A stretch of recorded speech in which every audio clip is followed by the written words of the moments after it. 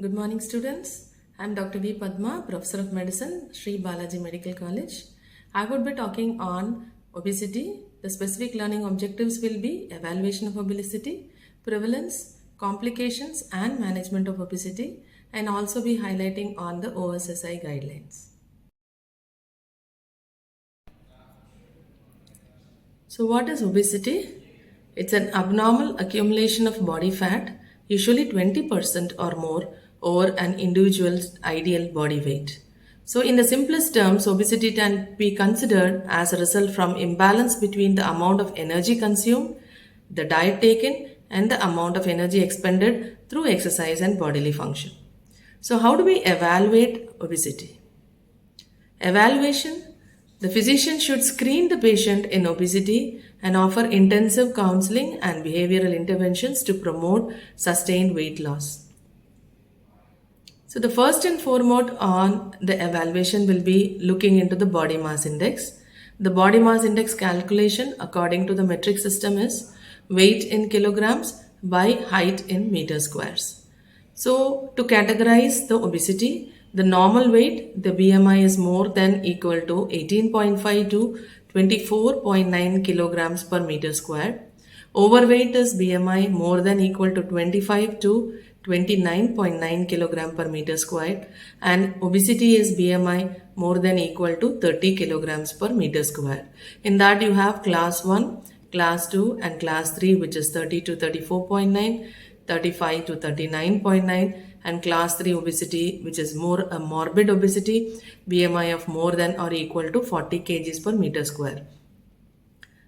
So when you approach a patient with obesity, you have to look into how prevalent it is. So the prevalence, the recent studies have reported globally that more than 1.9 billion adults are overweight and 650 million are obese. And in India, if you see, more than 135 million individuals were affected by obesity. The prevalence of obesity in India varies due to age, gender, geographic environment, socio-economic status, etc. And according to ICMR INDIAB study in 2015, the prevalence rate of obesity and central obesity varied from 11.8 to 31.3% and 16.9 to 36.3% respectively. In India, abdominal obesity is one of the major risk factors for cardiovascular disease. Lots of studies have shown that the prevalence of obesity among women were significantly higher compared to men. Obesity is one of the main medical and financial burdens for the government. The complications of obesity. When you see a person, when he becomes obese, he can develop complications from head to foot. So pulmonary disease, abnormal function will be there, obstructive sleep apnea, hypoventilation syndrome. There can be idiopathic intracranial hypertension, stroke can be there, early cataracts can be there, coronary artery disease can be there. Systemically, diabetes, dyslipidemia and hypertension can be there. There can be severe pancreatitis. Malignancies, because there is so much of inflammation in obesity. Malignancies like cancer breast, uterus, cervix, colon, esophagus, pancreas, kidney and prostate can happen. Due to venous stasis, there can be phlebitis. Because of hyperuricemia, there can be gout. There can be skin changes. Osteoarthritis can be early. Gynecological abnormalities like infertility, polycystic ovarian syndrome and abnormal menses can be there. There can be non-alcoholic fatty liver disease, and if the steatosis goes from steatosis to steatohepatitis, then to cirrhosis, then it becomes irreversible. And nowadays we tend to see lots of patients with non-alcoholic fatty liver disease landing up in cirrhosis. gallbladder disease can be there. According to CDC, obesity affects most all the organs. As I told you before, hypertension, dyslipidemia, type 2 diabetes, coronary artery disease, stroke, gallbladder disease, osteoarthritis, sleep disorders, obesity related asthma, endometrial, breast, colon, liver cancers, low quality of life, and mental illnesses. So, not only physical illness, you see, mental illness is very common in obesity. They tend to develop depression and anxiety related disorders. So, what is very important? You have to treat obesity. So, treatment is major exercise, diet, along with lifestyle modification. You have to give medicines if needed and sometimes surgery if needed. So, exercise is the first thing, promoting weight loss by increasing energy expenditure with use of muscles to consume energy derived from both fat and glycogen.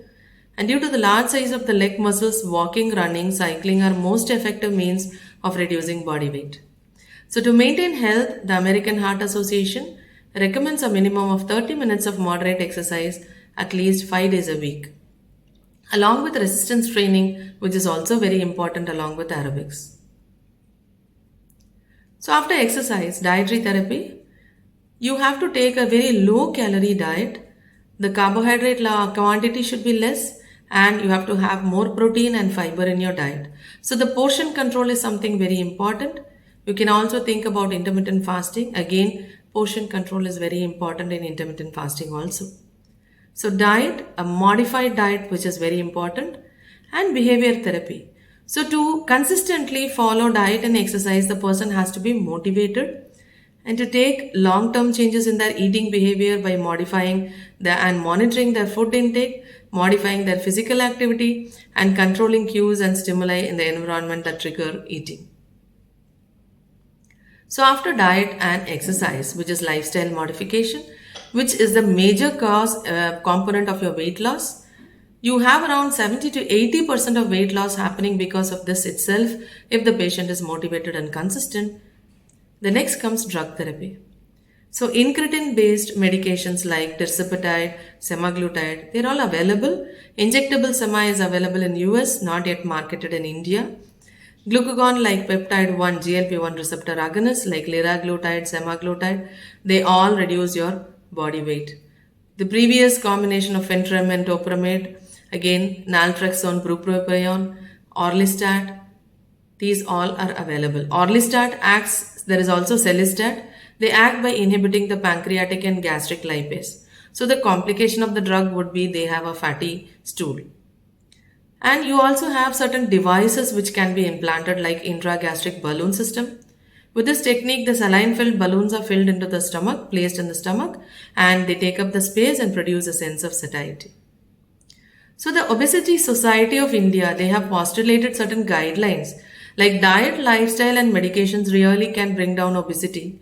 But some people do need surgery and they have postulated guidelines because without these guidelines, you should not unnecessarily do surgery for patients with obesity. So obesity is a disease, it's not just a lifestyle disorder. Bariatric and metabolic surgeries are GI surgeries that improve and prevent and or treat obesity and its comorbidities which may be life-threatening.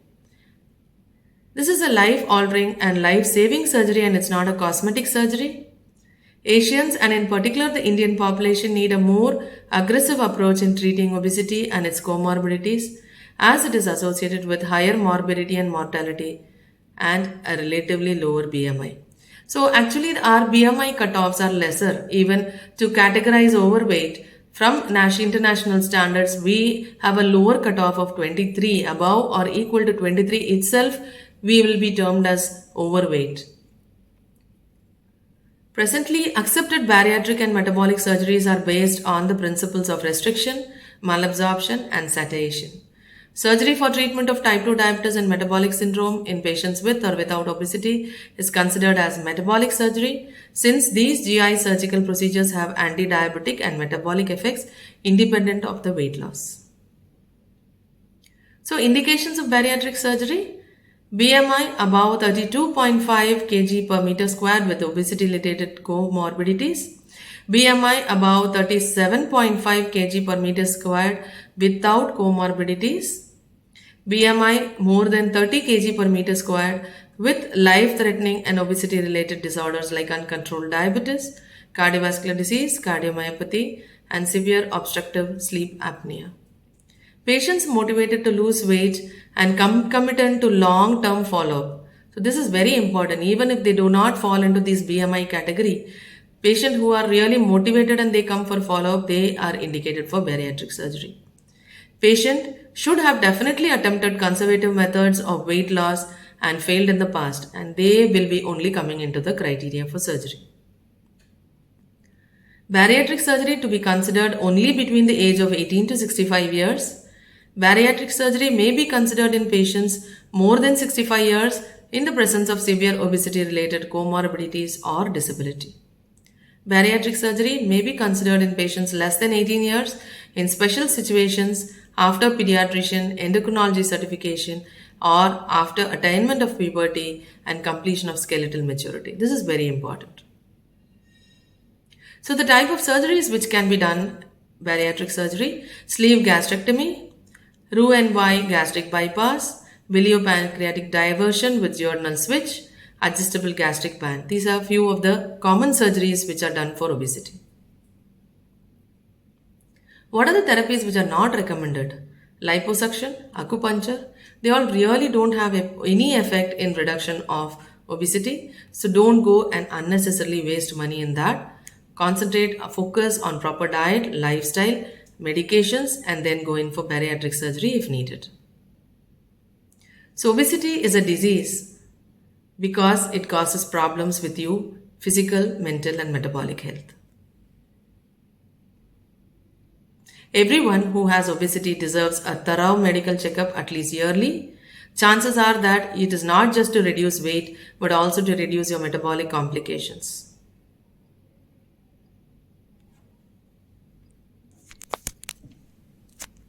Obesity is a disease which causes problems not only in physical, mental, and metabolic health, but also spoils your quality of life. So if you are not able to lose weight, you have to meet your physician and you have to take the appropriate therapy. Diet, exercise, and medications, they all form the major three pillars. And if the person's weight doesn't reduce with any of these and they have completely worked out for more than 1 year, then they can go for bariatric surgery.